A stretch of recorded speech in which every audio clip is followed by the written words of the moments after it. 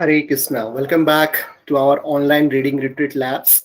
So, in the last 2 days, we are reading Śrīmad Bhāgavatam. We just started it, and we are just in the introduction page. Yesterday, we have covered till page number 10 of the canto number 1. As I have mentioned, if you do not have the hard copy, you can always contact me how to get this hard copy. Otherwise, you can for the time being, you can also read it from the online, but I will always prefer to read hard copies, right? So if just a minute, I'll just share the screen from where exactly we're going to start it.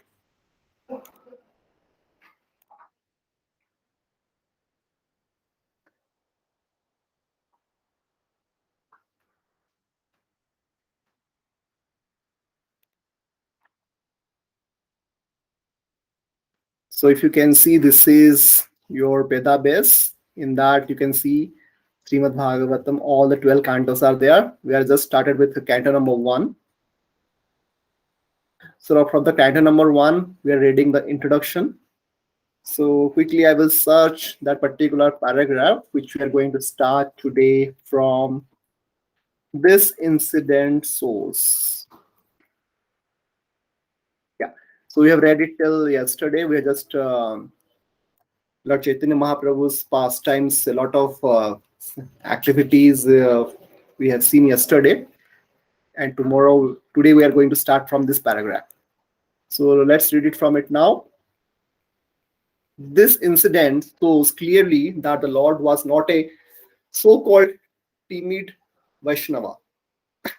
A Vaishnava is a fearless devotee of the Lord, and for the right cause, he can take any step suitable for the purpose.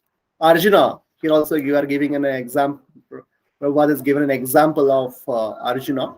Arjuna was also a Vaishnava devotee of the Lord Krishna, and he fought valiantly for the satisfaction of the Lord.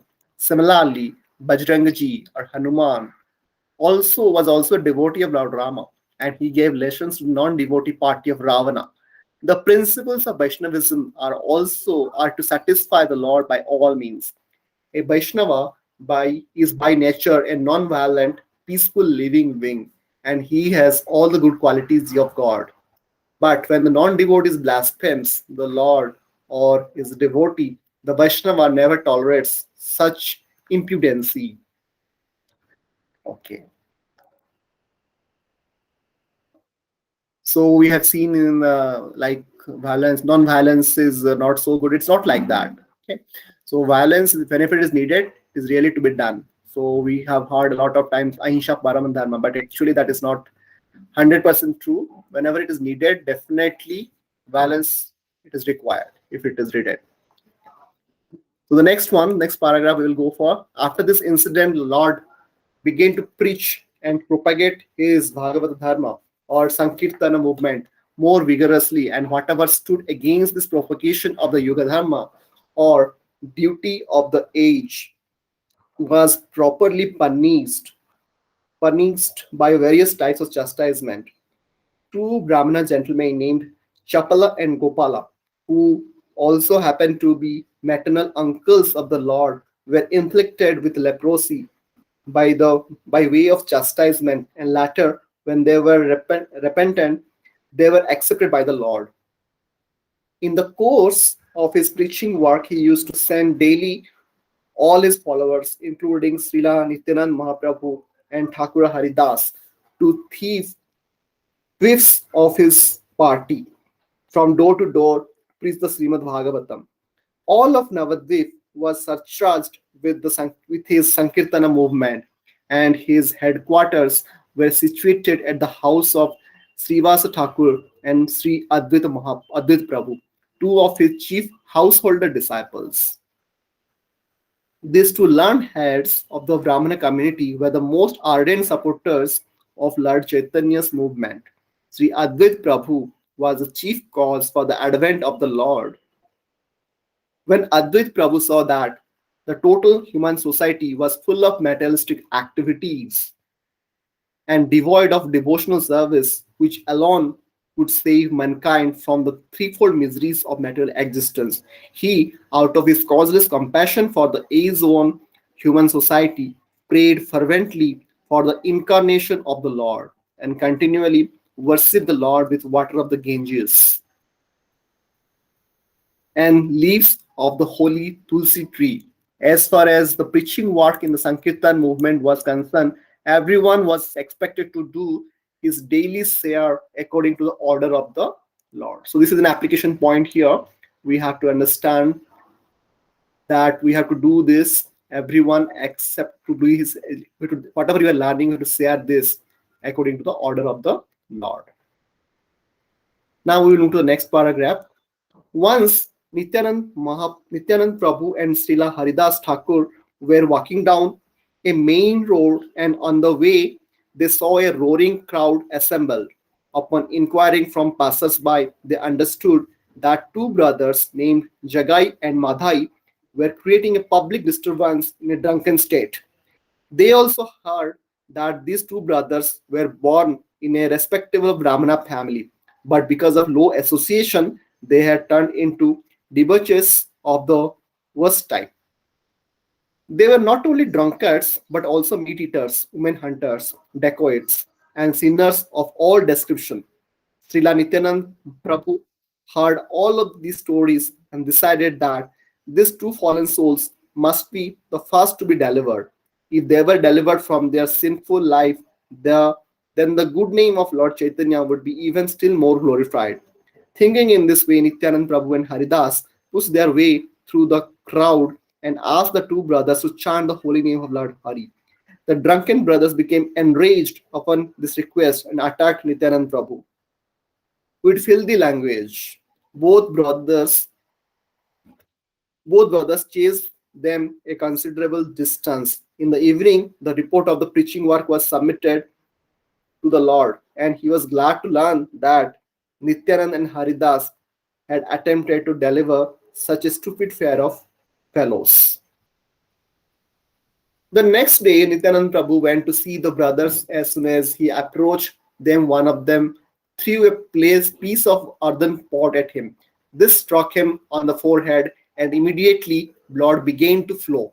But Nityanand Prabhu was so kind that instead of protesting this heinous act, he said, "It doesn't matter that you have thrown this stone at me. I still request you to chant the holy name of the Lord Hari." So you can see how Nityanand Prabhu is so merciful. So he didn't react immediately. So next paragraph, one of the brothers, Jagai, was astonished to see this behavior of Nityanand Prabhu, and he at once fell down at his feet and asked him to pardon his sinful brother. So how the transformation happens, we can see in case of Jagai here. When Madhai again attempted to hurt Nityanand Prabhu, Jagai stopped him and implored him to fall down at his feet. In the meantime, the news of Nityanand's injury reached the Lord, who at once hurried to the spot in a fiery and angry mood.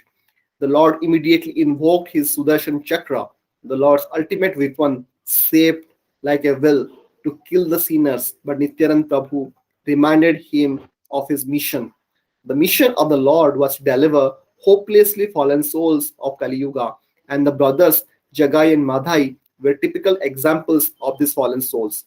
90% of the population of this age resembles these brothers. This is very true. We can relate to it in the current situation as well. Despite high birth and mundane respectability, according to the verdict of the revealed scriptures, the total population of the world in this age will be of the lowest Sudra quality or even lower. It should be noted that Sri Chaitanya Mahaprabhu never acknowledged the stereotyped caste system by birthright. Rather, he strictly followed the verdict of the Shastras in the matter of one's Swarupa or real identity. When the Lord was invoking his Sudarshan Chakra and Srila Nityanand Prabhu was imploring him to forgive, both the brothers fell down at the lotus feet of the Lord and begged his pardon for their gross behavior.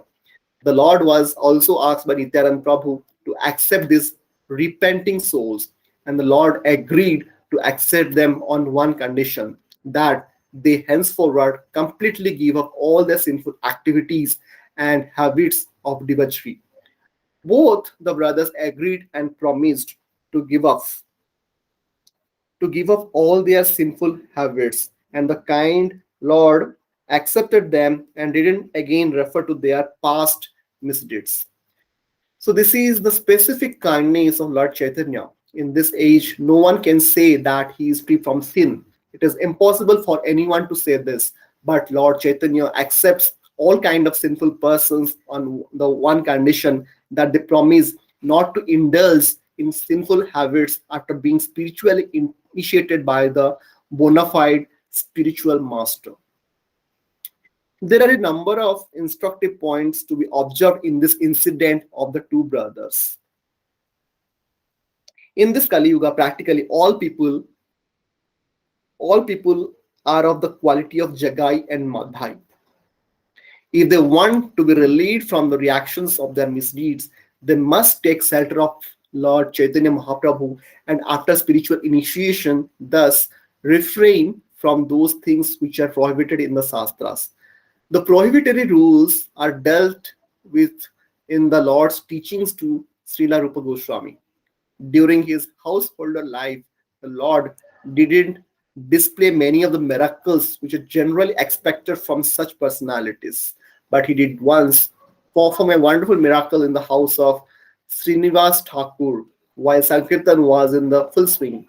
He asked the devotees what they wanted to eat, and when he was informed that they wanted to eat mangoes, he asked for a seed of mango, although this fruit was out of season. When the seed was brought to him, he sowed it in the yard of Srinivas, and at once a creeper began to grow out of the seed. Within no time, this creeper became a full-grown mango tree, heavy with more ripened fruits than the devotees could eat. The tree remained in Srinivas's yard, and from then on, the devotees used to take as many mangoes from the tree as they wanted. The Lord had a very high estimation of the affections of the damsels of Brajbhumi, Vrindavan, or Krishna, and in appreciation of their unalloyed service to the Lord, once Sri Chaitanya Mahaprabhu chanted the holy names of the gopis, cowherd girls, instead of the names of the Lord. At this time, some of his students who were also disciples came to see him, and when they saw that the Lord was chanting the names of the gopis, they were astonished. Out of sheer foolishness, they asked the Lord why he was chanting the names of the gopis and advised him to chant the name of Krishna. The Lord, who was in ecstasy, was thus disturbed by these foolish students. He chastised them and chased them away.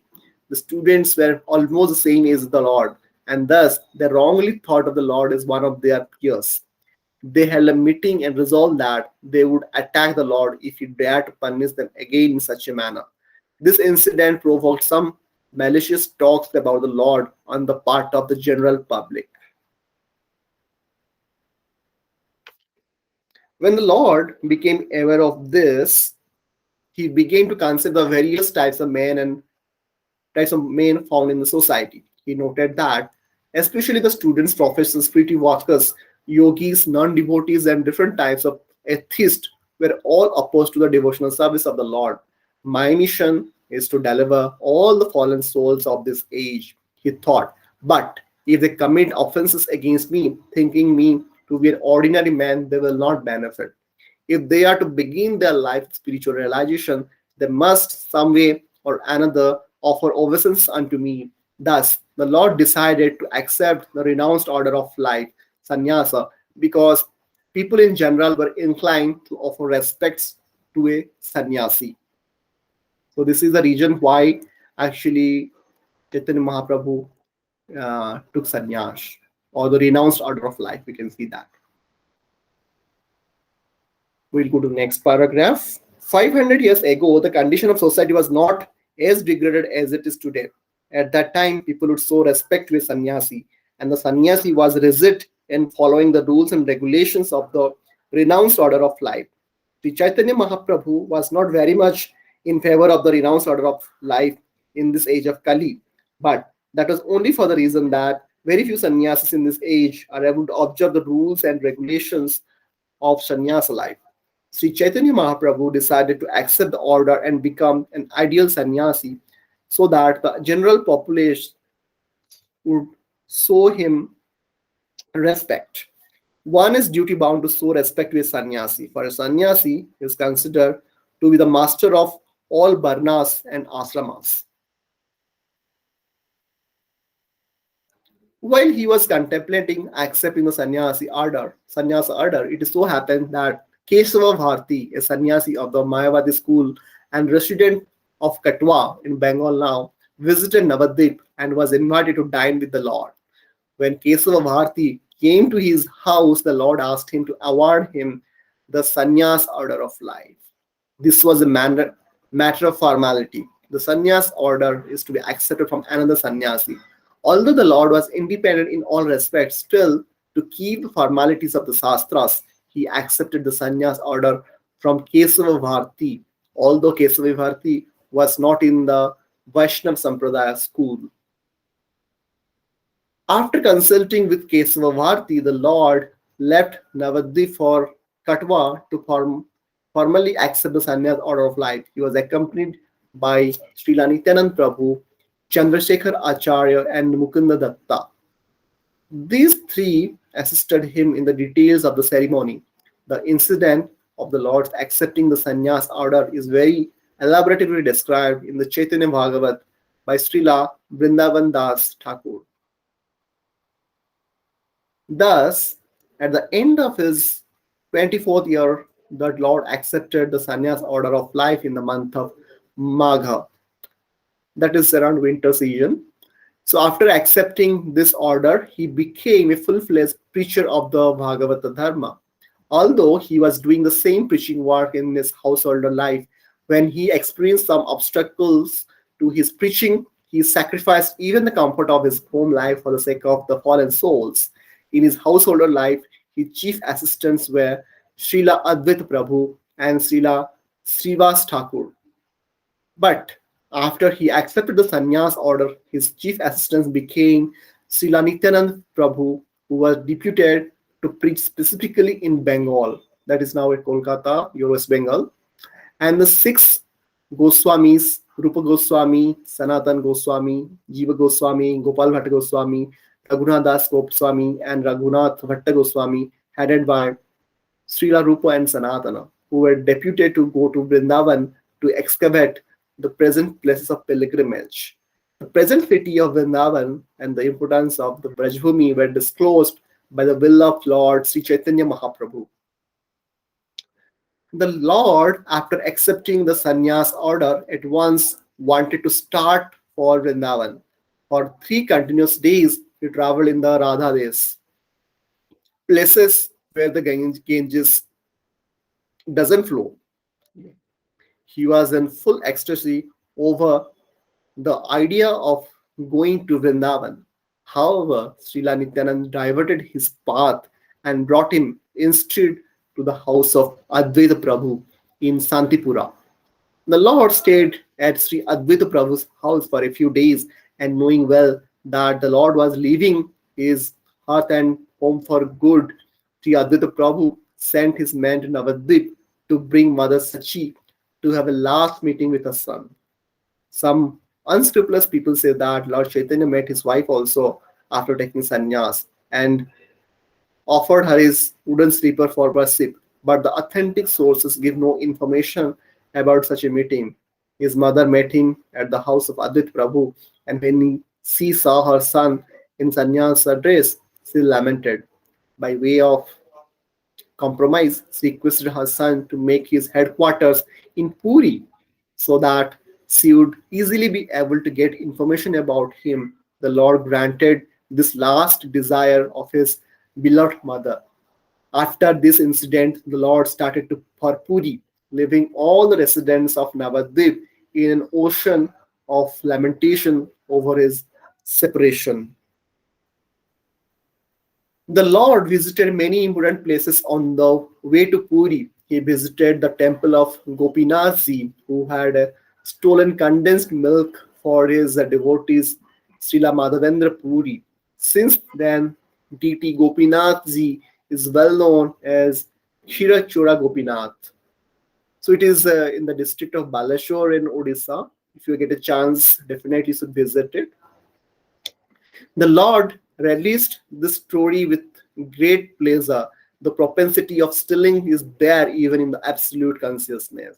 But because this propensity is exhibited by the absolute, it does it loses its perverted nature and thus becomes worshipable even by Lord Chaitanya on the basis of the absolute consideration that the Lord and his stealing propensity are one and identical.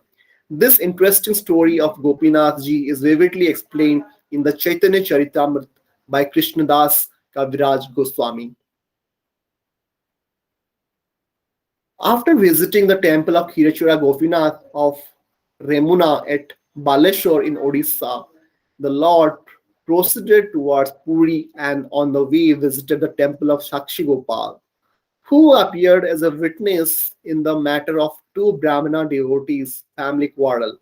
The Lord heard the story of Sakshi Gopal with great pleasure because he wanted to impress upon the atheist that the worshipable deities in the temples approved by the great acharyas are not idols, is alleged by men with a poor fund of knowledge. The deity in the temple is the archetypal incarnation of the personality of Godhead, and thus the deity is identical with the Lord in all respects. In response to the proportion of the devotee's affection for him, in the story of Sakshi Gopal, in which there was a family misunderstanding by two devotees of the Lord, in order to mitigate the turmoil as well as to show specific favor to his servitors, traveled from Vrindavan to Vidyanagar, a village in Odisha. So I'm fortunate to be part of that state in India, Odisha. A lot of pastimes have been happened there. That is all the locations, all the geographical location you can see, like your Remuna and Baleswar, Sakshi Gopal. So it all belongs to the state of Odisha. So people who do not know Odisha definitely should visit this holy state of in India, in the eastern part of India. Definitely should visit there. A village in Odisha in the form of his Arka incarnation. From there, the deity was brought to Cuttack, and thus the temple of Sakshi Gopal is even today visited by thousands of pilgrims on the way to Jagannath Puri. The Lord stayed overnight there and began to proceed toward Puri. And the way his sannyasa rod was broken by Nityanand Prabhu, the Lord became apparently angry with him about this and went alone to Puri, leaving his companions behind.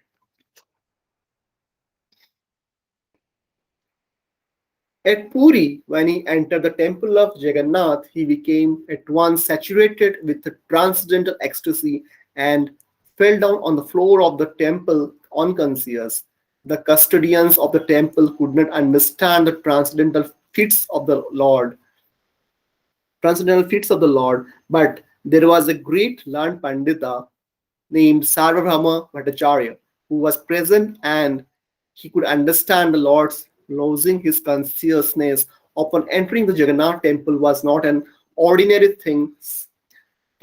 Sarvabhauma Bhattacharya, who was the chief appointed Pandita in the court of the king of Odisha, Maharaj Prataprudra. So Maharaj Prataprudra was the king at that time in Odisha, was attracted by the youthful luster of Lord Sri Chaitanya Mahaprabhu and could understand that such a transcendental trance was only really exhibited and only then by the topmost devotees who are already on the transcendental plane in complete forgetfulness of material existence.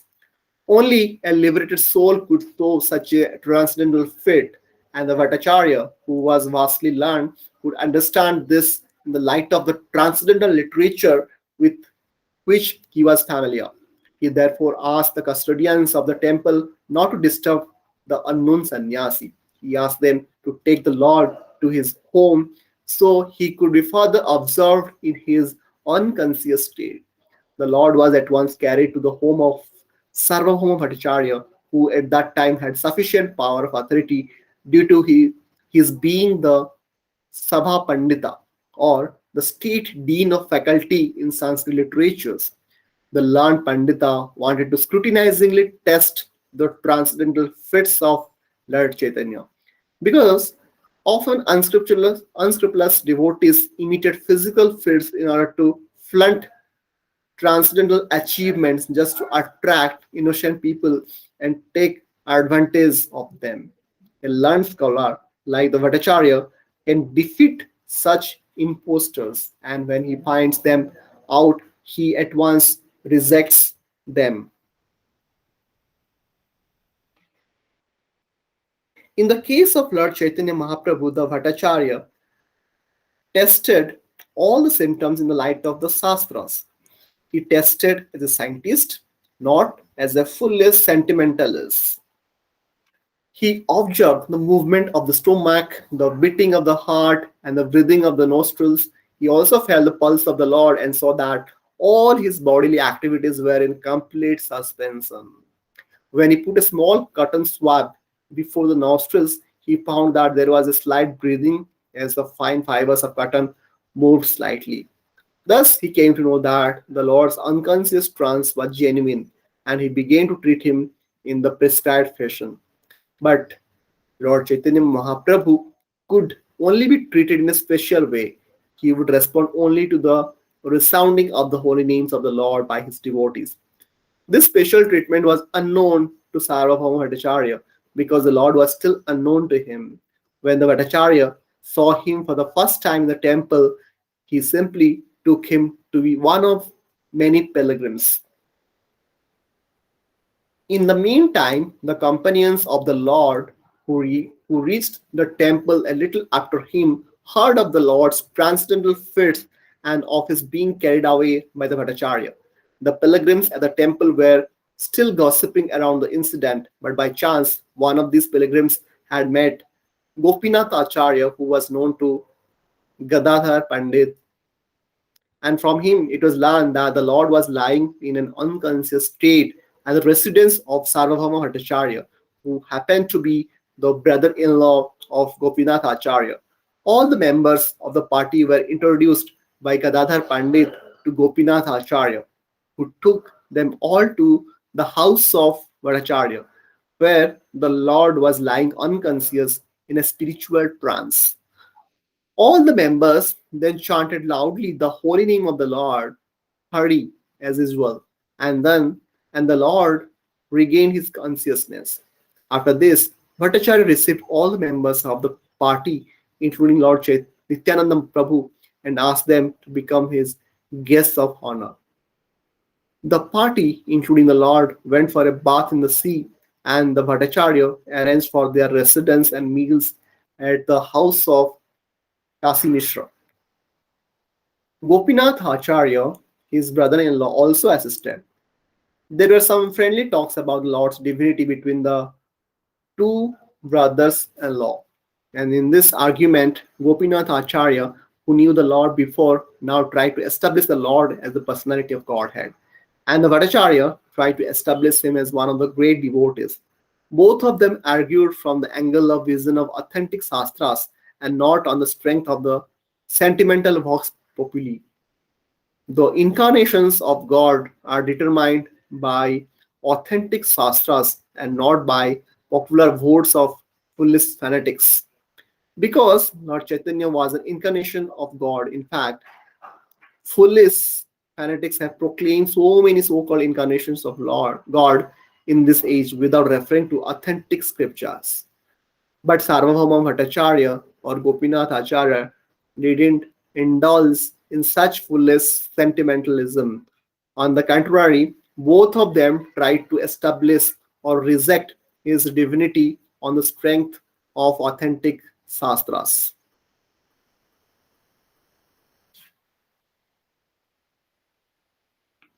Later, it was disclosed that Bhattacharya also came from the Navadvip area, and it was understood from him that Nilambar Chakravarti, the maternal grandfather of Lord Chaitanya, happened to be a class fellow of the father of Sarvabhauma Bhattacharya.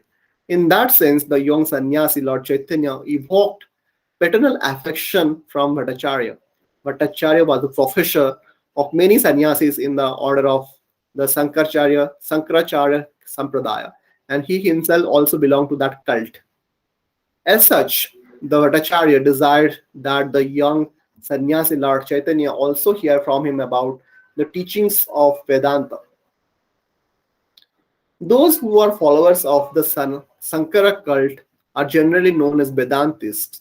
This doesn't, however, mean that Vedanta is a monopoly study of the Sankara Sampradaya. Vedanta is studied by all the bona fide Sampradayas, but they have their own interpretations. But those in the Sankara Sampradaya are generally to be ignorant of the knowledge of the Vedantist Vaishnavas. For this reason, the Bhakti Vedanta title was first offered to the author by the Vaishnavas.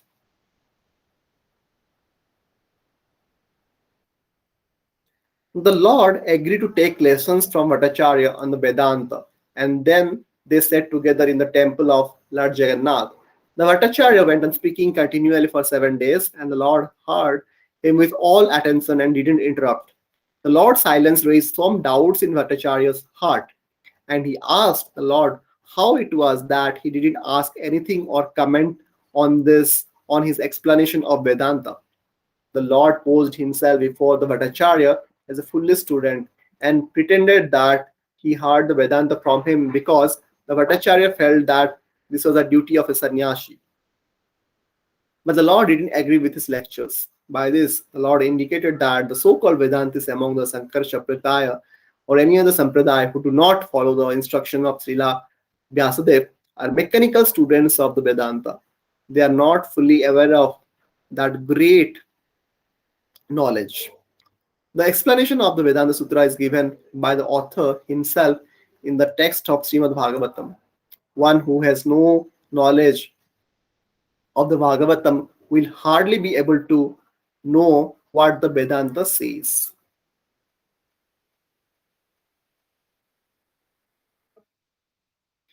So today we will stop here, and tomorrow we will start from the next paragraph. That is your the Bhattacharya being a very learned man.